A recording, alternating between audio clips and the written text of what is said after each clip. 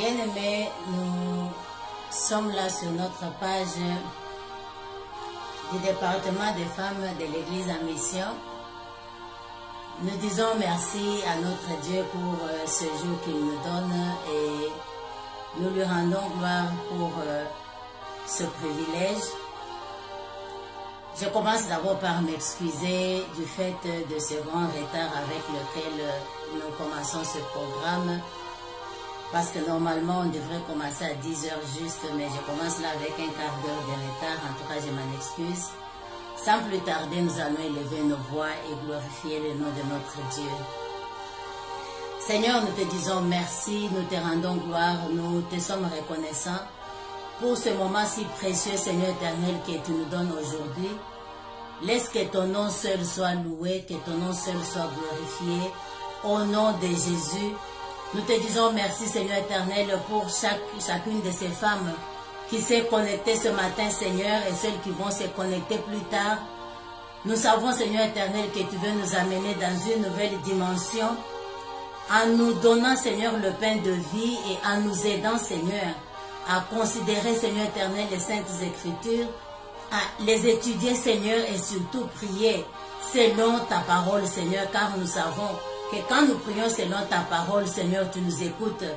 Connaissant, Seigneur éternel, que tu nous écoutes, nous savons que nous avons la pétition pour laquelle, Seigneur, nous avons imploré ton nom. Voilà pourquoi nous te disons merci et nous te sommes infiniment reconnaissants ce matin, Seigneur, dans le nom précieux de notre Seigneur et Sauveur Jésus-Christ. Nous disons Amen. Bien-aimés, nous allons élever notre voix, nous allons demander à ce que le sang de Jésus-Christ qui nous lave, qui nous purifie, puisse encore une fois nous sanctifier ce matin au nom de Jésus. Père très saint, nous venons auprès de toi, Seigneur, nous sommes venus à cette table pour manger, Seigneur, de ton pain de vie, pour prier, Seigneur éternel, et nous savons que toi, tu n'écoutes pas les pécheurs, mais tu écoutes, Seigneur éternel, chaque prière de foi. Et la première, Seigneur éternel, de cette foi que nous devons placer en toi, c'est la foi que je place ce matin dans le sang de Jésus, pour moi, Seigneur, et pour ma soeur ici présente, afin que tu nous sanctifies, Seigneur, que tu nous laves, Seigneur, de tout péché, de toute souillure, pour que, Seigneur, notre prière, Seigneur, soit exaucée au nom de Jésus. Lave mon esprit, mon âme et mon corps. Lave, Seigneur éternel, ma soeur et chaque frère aussi qui s'est connecté, Seigneur, afin, Seigneur éternel, que nos actions de grâce, notre prière, puissent être, ô Dieu de gloire, exaucées ce matin. Au nom de Jésus, nous te disons merci. Amen. Bien-aimés, nous sommes venus à cette table, il n'y a que le Saint-Esprit qui peut nous aider à prier, car c'est lui seul qui sait interpréter même les soupirs inexprimables. C'est lui qui sait sonder même le fin fond de nous-mêmes, et il sait aussi sonder les profondeurs de notre Dieu, et c'est lui qui peut nous aider à intercéder selon la volonté de Dieu. Nous allons l'inviter afin que lui seul puisse croître durant ce programme, et que moi je diminue, et que nous soyons tous à ses pieds pour prier selon sa volonté, selon la parole de Dieu, au nom de Jésus. Saint-Esprit, nous voici encore une fois autour, Seigneur éternel, de ta table, autour de cette table qui est dressée par le sang de Jésus. Nous sommes venus prier, Seigneur, selon ta parole. Nous voulons, Seigneur, que Saint-Esprit, que toi tu puisses nous aider à prier selon la volonté de Dieu ce matin, Seigneur. Et nous voulons, Seigneur éternel, voir, Seigneur, le résultat de notre prière ce matin. Voilà pourquoi nous te disons merci, car nous savons, Seigneur, que la chose pour laquelle nous intercédons aujourd'hui, Seigneur, elle sera accomplie dans nos vies. Dans le nom de Jésus, nous te disons merci. Nous te demandons, Seigneur éternel, de nous aider jusqu'à la fin. Au nom de Jésus, nous t'avons ainsi prié et nous disons Amen. Soyez les bienvenus, les bien-aimés. Vous êtes déjà là, nous avons déjà commencé à prier. Juste pour introduire qu'aujourd'hui, nous prions selon le chapitre 16 du livre de Juges. Nous sommes déjà au chapitre 16 depuis que nous avons commencé. Et nous avons déjà considéré la vie de plusieurs juges en Israël et la vie de Samson a été déjà introduite par les servantes de l'Éternel qui sont passées avant nous et qui nous ont expliqué qui était Samson et comment il était né par une prophétie, une visitation de l'ange. J'aime bien quand chaque fois on parle de visitation angélique, j'aime bien ce ministère angélique. Voilà un enfant qui est né d'une façon spéciale.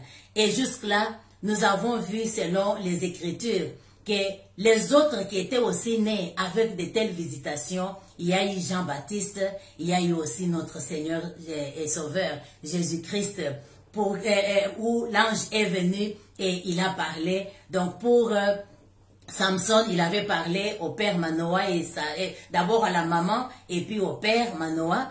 Et puis pour Jean-Baptiste, il avait d'abord parlé à son père Zacharie, et puis Zacharie a communiqué cela après. Pour le Seigneur Jésus-Christ, l'ange Gabriel s'était présenté auprès de Marie. En tout cas, quelle bénédiction d'avoir un enfant qui est déjà consacré, comme toi et moi nous sommes consacrés dès le ventre de notre mère. Alors nous allons vraiment considérer ce chapitre. Il est court, donc on peut dire moyen parce que c'est 31 chapitres et 31 versets, mais je vais tenter de traîner sur d'autres versets et puis passer sur d'autres un peu plus rapidement, juste pour qu'on puisse couvrir ça dans le temps qui nous est imparti. Alors nous voyons que Samson a été consacré dès le ventre de sa mère afin d'être un Nazaréen ou bien un Nazérite comme les autres l'appellent. C'est-à-dire qu'il ne pouvait pas boire du vin, il ne pouvait pas toucher au cadavre, il ne pouvait pas toucher à tout ce qui est impur et il devait être séparé. Donc au service de l'Éternel, il était consacré dès le ventre de sa mère parce que Dieu l'avait élevé au rang des juges en Israël pour qu'il puisse opérer des miracles dans la nation israélite. Alors, étant déjà ainsi consacré, l'implication de cette consécration exigeait de lui une vie entièrement à donner au Seigneur, une vie entièrement sainte, une vie entièrement consacrée, une vie entièrement séparée pour faire la volonté de Dieu. Mais nous voyons que le chapitre 16 s'ouvre sur une page qui laisse vraiment désirer parce que ça nous laisse avec des questions. Selon ce que nous avons déjà considéré jusqu'ici et ce que les servantes de l'Éternel nous ont déjà enseigné ou nous ont donné dans la prière, nous trouvons vraiment que cet homme a eu certaines contradictions dans sa vie. Il a déjà, il y a de cela presque 20 ans, épousé une fille de Philistin et le résultat n'a pas été bon.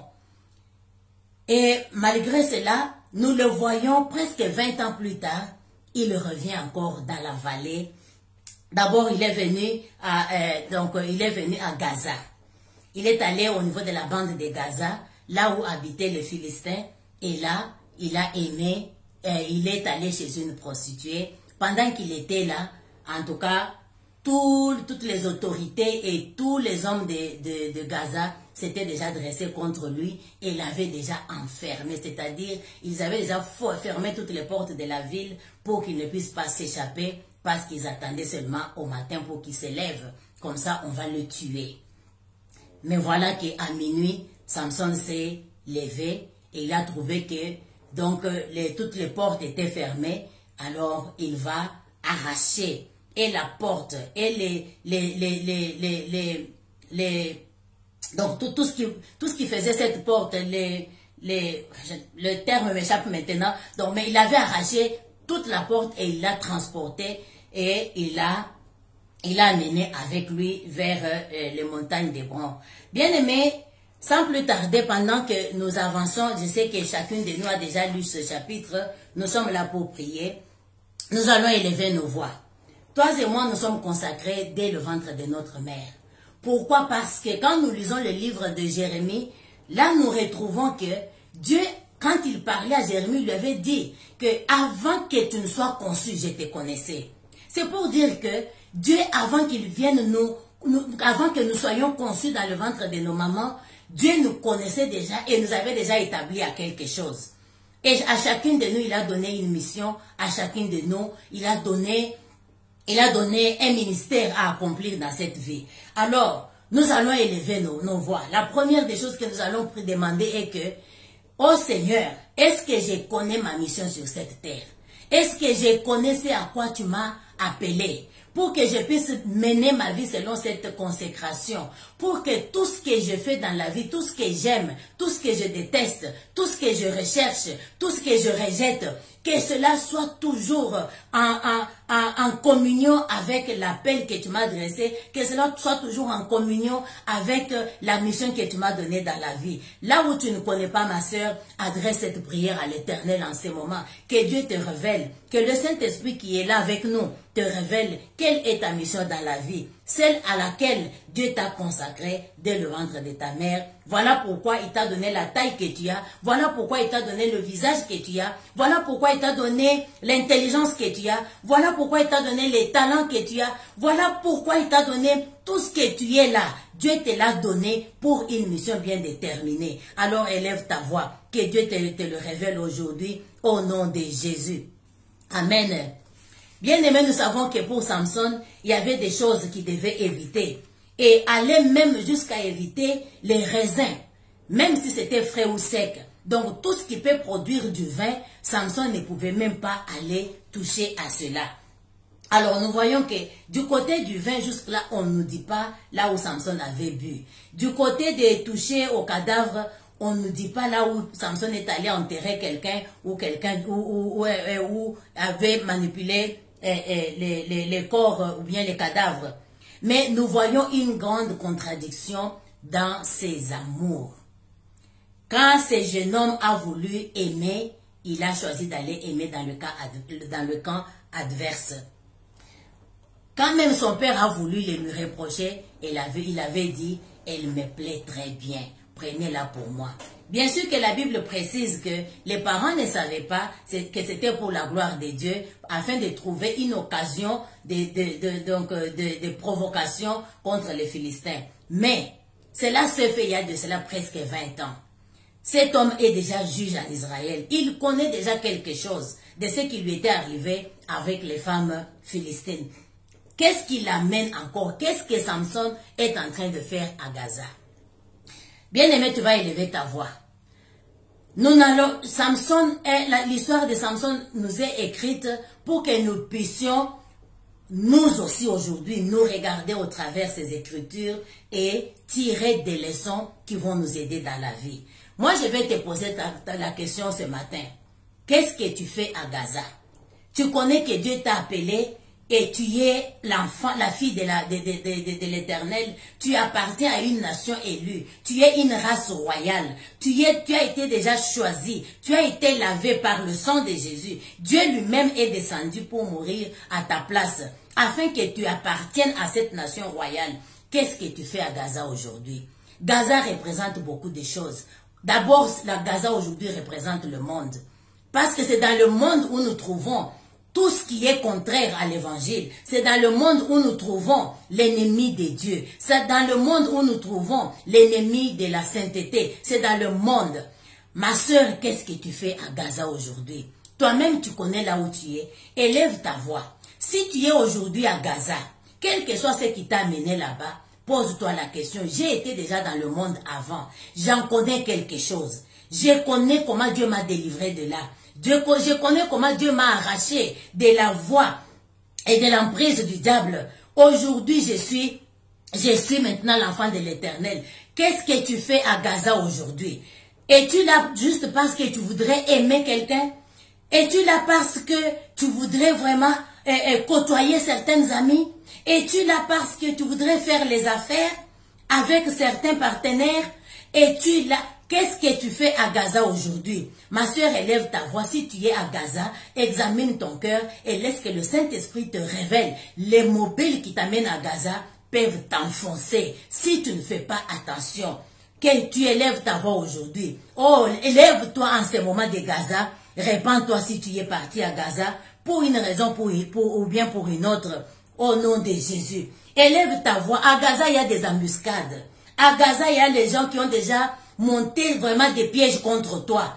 Élève ta voix. Que l'Esprit de Dieu te fasse voir que tu es à Gaza aujourd'hui pour que tu puisses t'échapper de cette embuscade durant la nuit. N'attends pas le matin. Lève-toi à minuit. Car c'est à cette bonne heure où on croyait que Samson dormait complètement. Mais il s'est levé à minuit. Il a réalisé qu'il est à Gaza. Il avait d'abord réalisé qu'il est entouré et il avait compris que toute la cité était scellée. Gaza est une cité fortifiée. Et quand elle est scellée, tu ne peux pas t'échapper. Mais voilà que lorsque Samson a compris que les portes étaient scellées, les embûches étaient déjà là, il ne pouvait pas s'échapper. Samson s'est levé à minuit. Ma soeur, il y a des situations de Gaza qui tracassent ta vie, qui attendent que tu te lèves à minuit, qui attendent que tu te lèves à 1h du matin, quand les autres dorment, pour que tu puisses arracher les portes éternelles qui se sont dressées contre toi, qui se sont dressées contre ton foyer, qui se sont dressées contre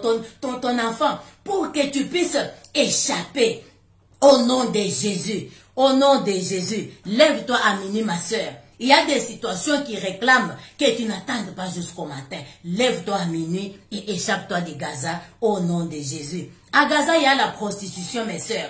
Et cette prostituée, on ne nous a pas donné son nom. Mais nous savons que la prostitution peut se présenter sous toutes ses formes. Il y a la prostitution physique, il y a aussi la prostitution émotionnelle. Sur des réseaux où il y a des choses qui se passent pour le moment, où les gens passent le temps à contempler la nudité d'autres hommes, où les hommes passent le temps à contempler la nudité d'autres femmes. Ils vont se dire que non, je ne connais pas ces gens, je contemple seulement. Mais le fait que tu prends plaisir à ces choses, tu te prostitues avec ces gens, même si ce sont des inconnus. À Gaza, il y a la prostitution. Il y a aussi l'idolâtrie. À Gaza, donc la prostitution où au lieu que Dieu soit la priorité dans ta vie, Dieu devient la seconde priorité ou la troisième priorité. Pourquoi? Parce que tu te prostitues avec d'autres dieux. Élève ta voix, échappe. Tu dois te repentir et échapper de Gaza. Même à minuit, lève-toi. Même à 1h, lève-toi. À une bonne heure de la nuit, lève-toi, répands-toi et échappe-toi de Gaza au nom de Jésus. Que l'Éternel te donne l'intelligence et la sagesse pour que tu puisses quitter Gaza avant que tes ennemis ne viennent détruire ta vie complètement au nom de Jésus. Bien-aimés, nous voyons vraiment que Dieu avait aidé Samson à s'échapper de Gaza parce qu'il lui avait donné la force de détruire tous les battants de la porte parce que Gaza était devenu comme sa prison. Mais il y a une chose que nous devons désirer aujourd'hui. Tu t'es échappé de Gaza. Tu ne peux pas quitter Gaza et maintenant, sans avoir appris la leçon de ceux qui t'entourent, de ceux qui te guettent. Et tu ne fais pas attention à cela. Voilà, tu quittes Gaza, tu te diriges vers la vallée de Sorek. Bien-aimé, Sorek représente toujours le monde parce que c'est toujours la ville des Philistins. Nous allons élever nos voix. Nous avons connu des combats hier et Dieu nous a donné la victoire. Nous avons jeûné, nous avons prié.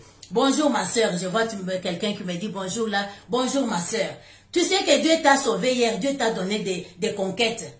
Combien de temps tu t'assois pour évaluer comment le Saint-Esprit t'a aidé et quelles ont été aussi tes erreurs pour que à la prochaine occasion, que tu ne puisses pas retourner là où il y a encore des embûches et des pièges.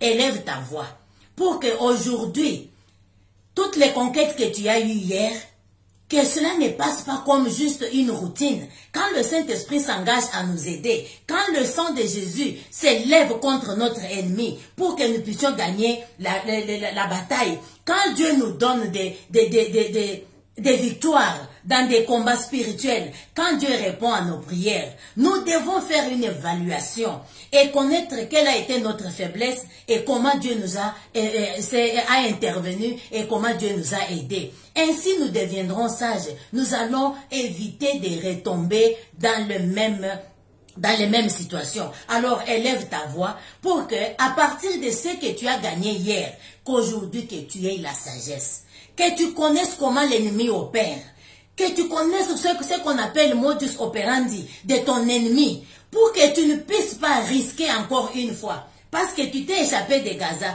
comment est-ce que tu sais que tu vas t'échapper de la vallée de Sorek? Oh, élève ta voix, que l'Éternel t'aide, que l'Éternel m'aide aujourd'hui, au nom de Jésus, à appliquer mon cœur à la sagesse, au nom de Jésus, et que je connaisse comment mon ennemi opère et que je puisse toujours dépendre du Saint-Esprit au nom de Jésus. Bien-aimés, nous sommes encore avec Samson. Ma question aujourd'hui n'est pas adressée à Samson parce que nous voyons bien que vers la fin de ce chapitre, Samson avait rendu son esprit. Mais c'est moi et toi qui sommes là. Je vais encore poser la question. Tu étais à Gaza hier. Tu connais comment on avait semé des embûches contre toi. On avait monté des pièges contre toi. Qu'est-ce que tu fais encore aujourd'hui à Sorek? Qu'est-ce que tu fais à Sorek aujourd'hui, ma sœur? Parce que ici la Bible nous dit qu'il aima une femme. On ne nous dit pas s'il avait épousé cette femme, s'il est allé juste cohabiter avec cette femme. On nous dit seulement qu'il aima cette femme au nom de Delilah. Cette femme qui, je ne connais pas vraiment bien son passé, on ne sait pas si elle était prostituée, ou bien c'était une jeune femme, ou bien une femme divorcée, ou bien une femme mariée. Rien ne nous est dit sur cette femme Delilah. Mais tout simplement, Samson est venu avec tout son cœur. Et il a aimé cette femme. Bien aimé, tu vas élever ta voix. Tu vas élever ta voix parce que ce que Dieu a fait pour nous hier, nous ne devons pas l'oublier. Et c'est ainsi que nous allons vraiment organiser notre vie et savoir où tomber amoureux ou amoureuse et où ne pas le faire. Parce que il y a le dicton mondain qui dit que l'amour est aveugle. Mais à ce que je sache, Dieu est amour. Et Dieu qui est amour n'est jamais aveugle. Il n'accepte jamais le péché. Quand il y a le péché, Dieu punit. Voilà pourquoi il a pris son propre fils pour qu'il puisse mourir parce qu'il connaît ce que le péché peut amener dans la vie.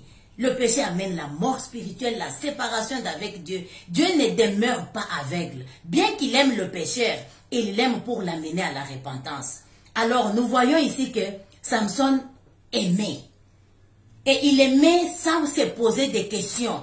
Je ne sais pas s'il s'est basé sur sa victoire du temps de sa première femme. Et il croyait toujours que Dieu va toujours utiliser la même méthode cette fois-ci. Parce qu'ici, on ne nous dit pas, on ne nous précise pas que la chose venait de l'Éternel. Élève ta voix, ma sœur.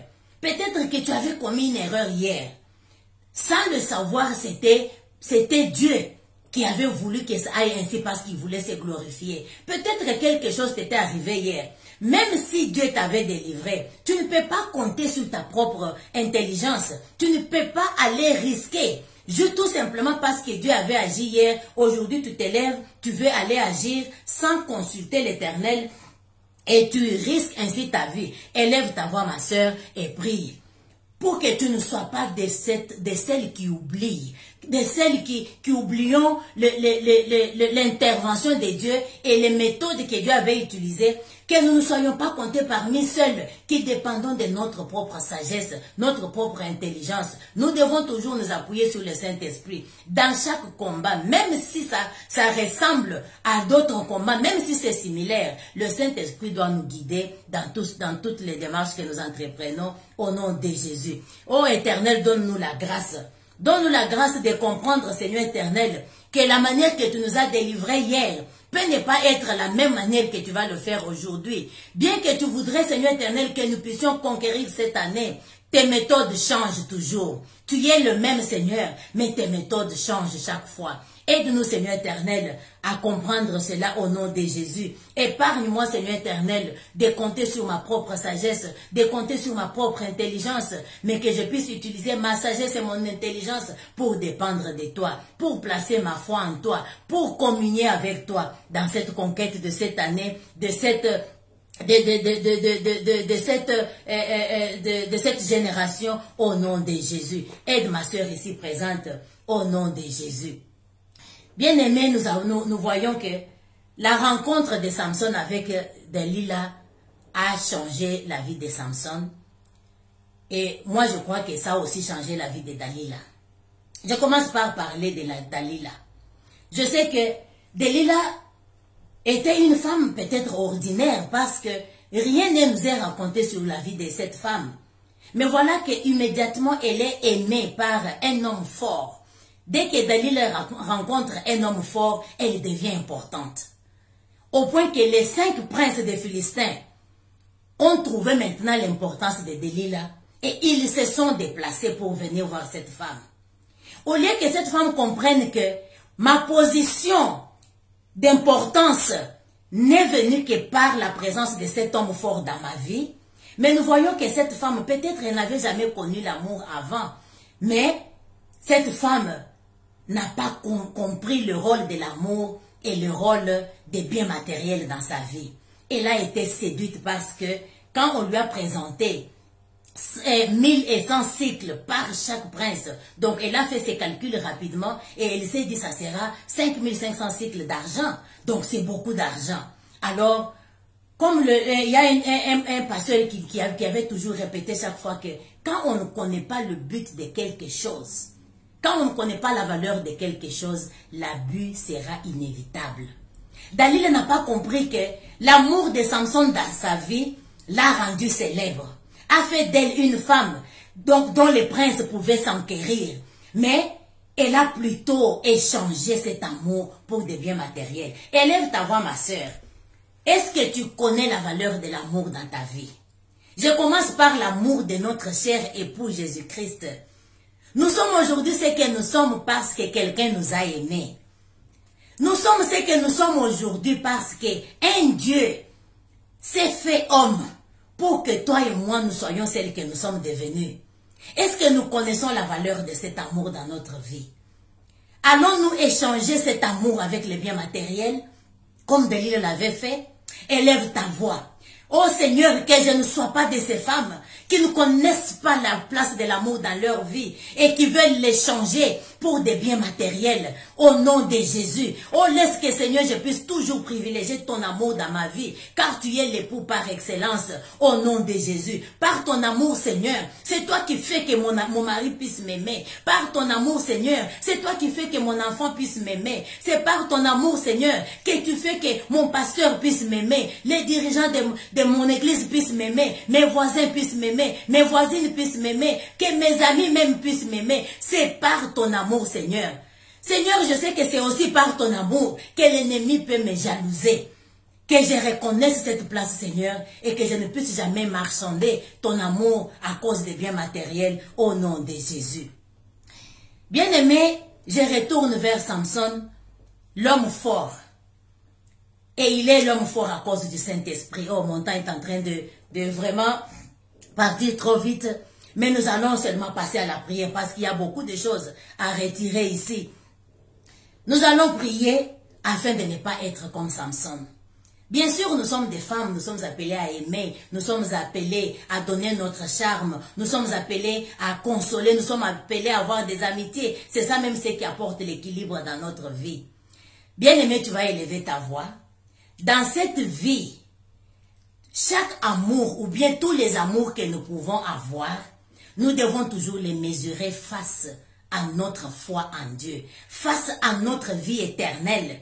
Nous devons toujours les mesurer. Nous ne pouvons pas être des Samson qui donnons l'amour d'une manière démesurée, l'amour qui t'éloigne de Dieu, l'amour qui t'amène même tu n'es plus véridique, l'amour qui t'amène à broncher en parole, l'amour qui t'amène à mentir, l'amour qui t'amène à t'apprivoiser avec tes ennemis, l'amour qui t'amène dans des plaisanteries qui t'amènent à la mort. Oh, élève ta voix, que nous ne soyons pas comme des Samson. Nous savons que Samson est un homme, mais cela n'empêche. L'esprit qui a conduit Samson à sa destruction, c'est le même esprit.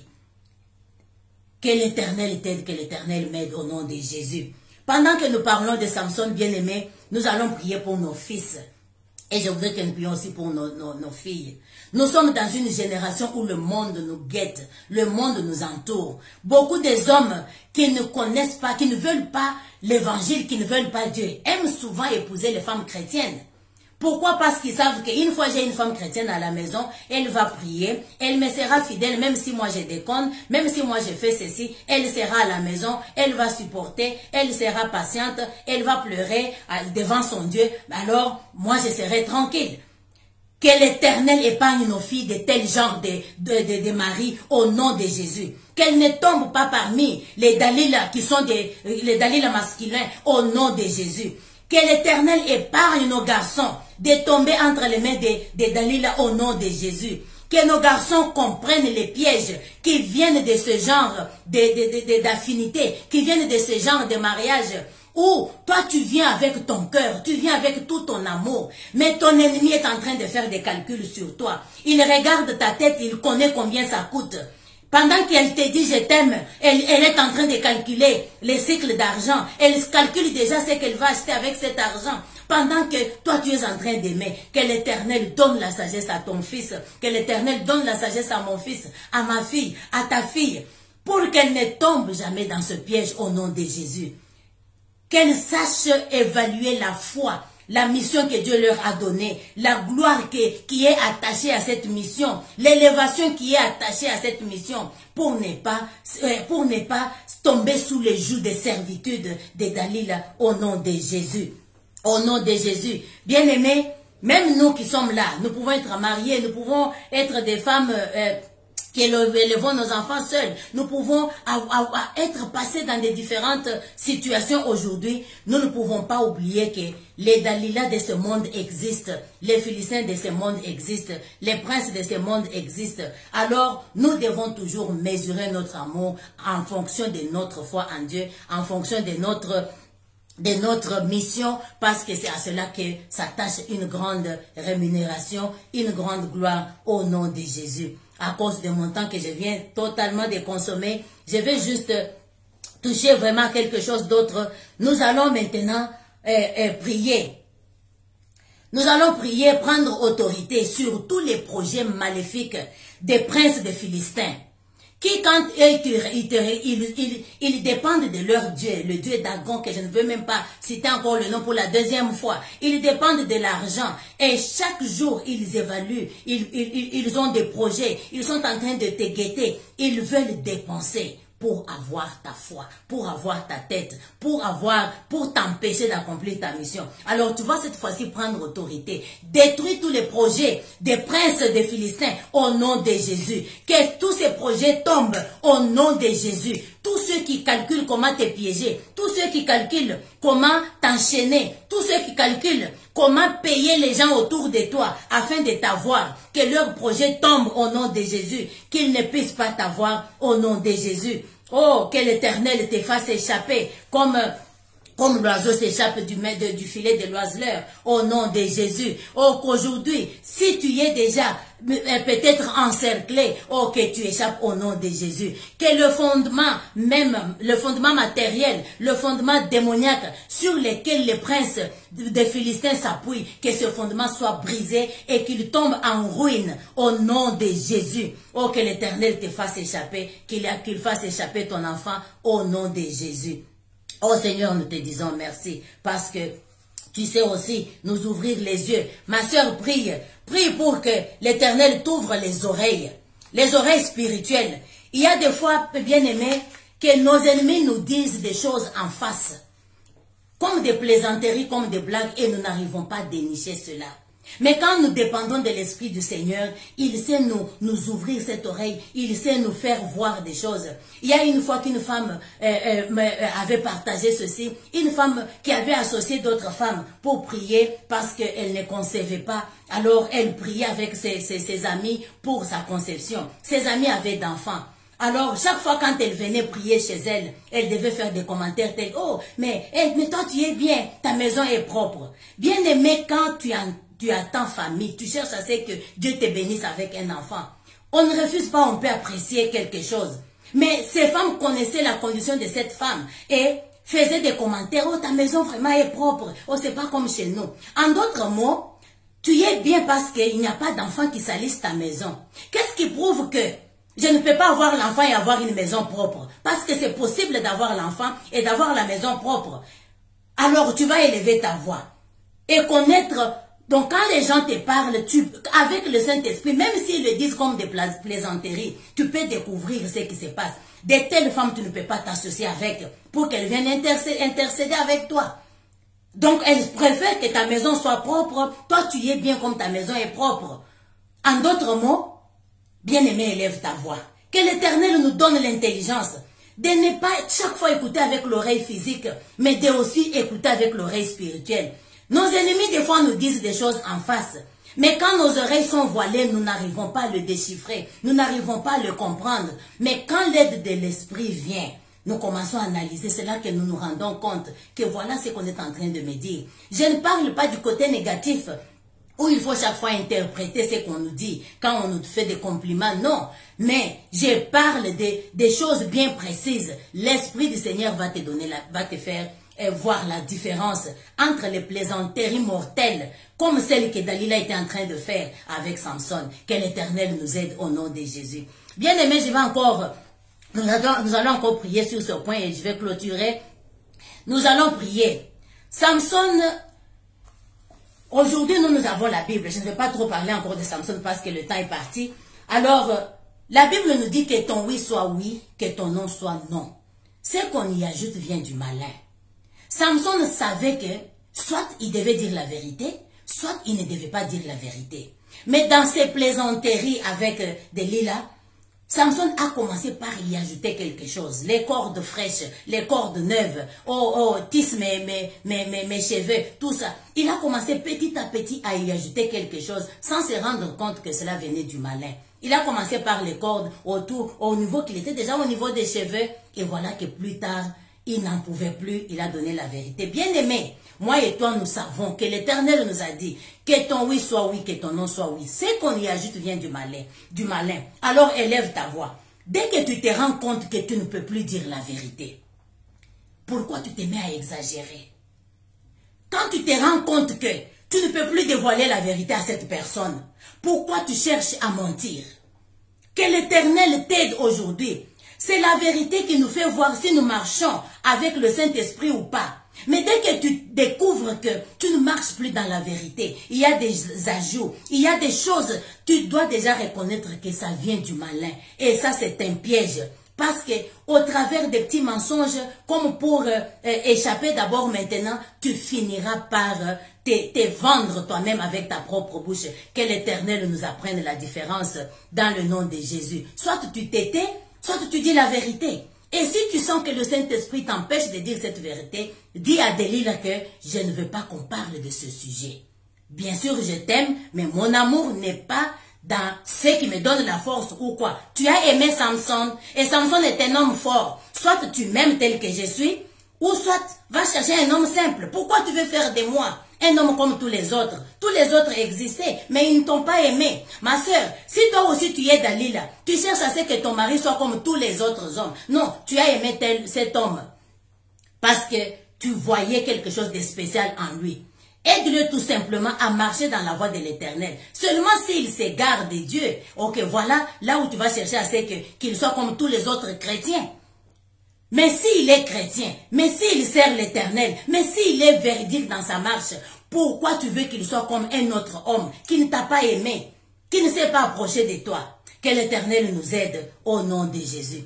Bien aimé, pour terminer, à cause de notre temps et surtout du retard dont je m'excuse encore, nous allons revenir sur le livre de Juges chapitre 15 verset 18 et je vais le comparer avec le livre de Juges chapitre 16 verset 28 à 30. Je vais juste résumer. Au verset 18, lorsque Samson a eu la victoire et qu'il avait soif, il a intercédé, il a dit, après m'avoir donné une très grande délivrance, dois-je maintenant mourir de soif et succomber parmi les incirconcis?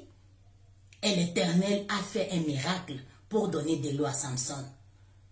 Voilà que aujourd'hui, parce que on a d'abord détruit sa vision physique, en d'autres mots, on avait aussi détruit sa vision spirituelle.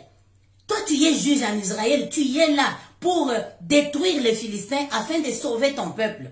Mais voilà que la prière de Samson ici, bien qu'il ait eu foi en Dieu, bien qu'il savait que Dieu pouvait encore l'écouter, cette fois-ci, il va demander que écoute-moi seulement cette fois-ci. Mais il va ajouter quelque chose que moi et toi, nous ne devons pas ajouter. Que je meure avec les Philistins.